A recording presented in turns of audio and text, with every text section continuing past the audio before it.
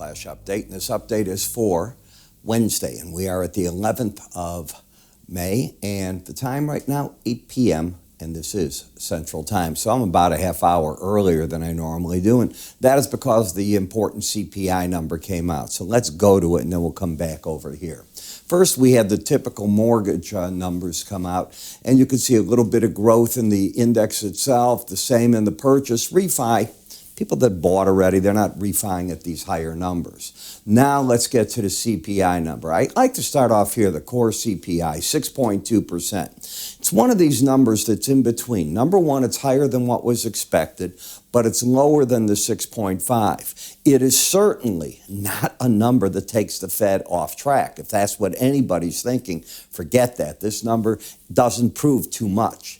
We then go to the April CPI, the headline number, up 0.3. Well, that's larger than the expected, up 0.2, and it's more than double what we had in March. So you still have inflation not saying it has peaked out. Very important in that number.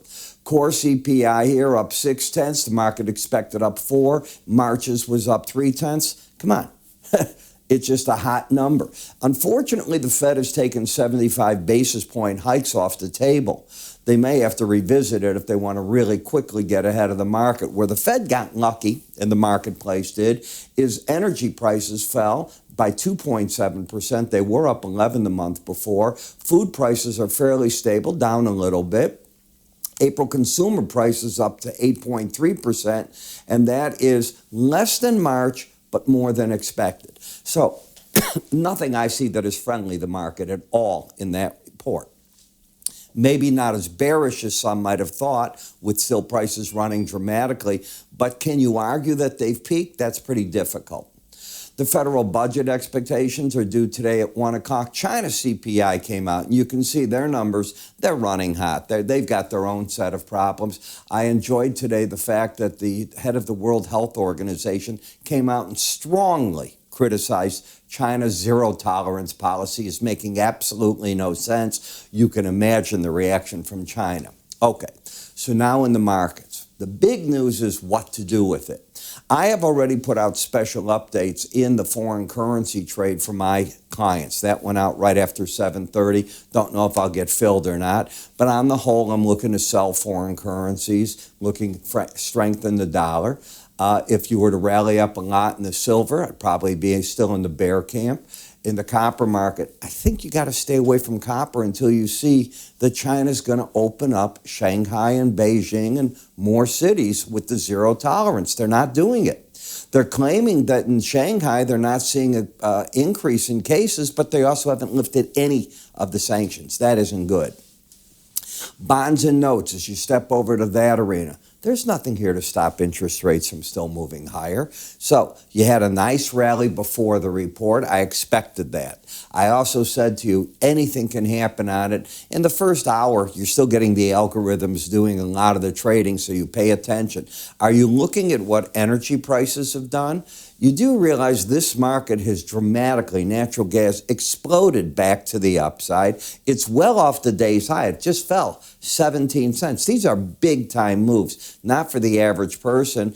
And you're up sharply, 3% higher in gasoline today, maybe more than that, as I was looking at it earlier. And in the crude, up $3 a barrel. That's a lot. You're getting a washout in Bitcoin, Coinbase taking a beating. In fact, all these exchanges, and then it doesn't help any of them that Gary Gensler came out, the head of the SEC, and he is cracking down on these exchanges. He is questioning how they can be a custodian, a market maker, a trading platform. There's no separation within it, so shenanigans can happen. Get this and understand it well if you're trading that. The commodity markets, I was in the cowboy days, the Wild West days, when the controls were barely there. That was the 60s.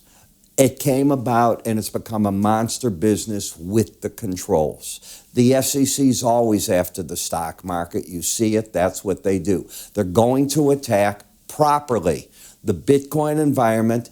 If Bitcoin is here to stay and all the cryptos, which many believe they are, they need regulation. They need to protect the public. All those things are not bad. If this is going to be a real growth industry, it's needed. It should be embraced. The cowboys will hate it. The guys that have the bigger vision will understand it, and that's where you're at.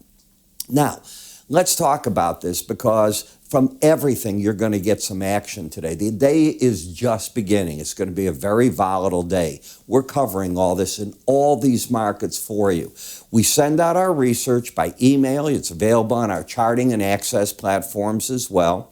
You sign up for what you want. If it's just a financial section, take just the financial markets. If you're playing the grains at this time of year, and that's going to be full of the volatility, as it always is come spring and summer, you want it. The soft commodities, they're in play. What about the energy markets and the special reports we put out?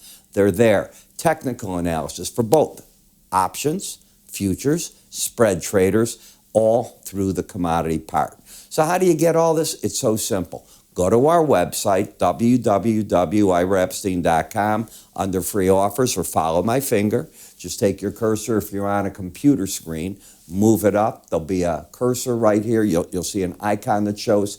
Click it. You'll be right into the area you need.